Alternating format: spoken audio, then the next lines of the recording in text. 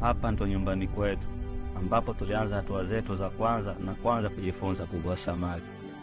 Familia zetu zimekuwa zikitegemea miamba hii kwa maelfu ya miaka kwa usalama wa chakula na kwa mapato.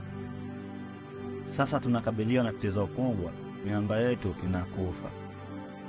Idadi ya watu wa jamii inaongezeka na idadi ya samaki inapungua. Rasilimali hii muhimu hivi karibuni haitaweza tena kutuandalia mazao na kuendeleza familia zetu tusiposaidia kuitunza.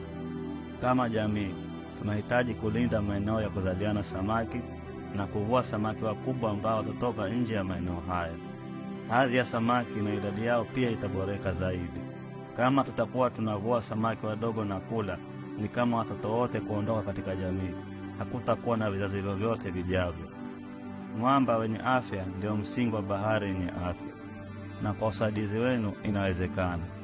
Kama jamii tumebaki na machaguo mawili: kuendelea kutazama miamba yetu ikifa au kuwa sehemu ya suluhisho, kuhifadhi miamba yetu kwa ajili ya watoto wetu. Pamoja tunaweza.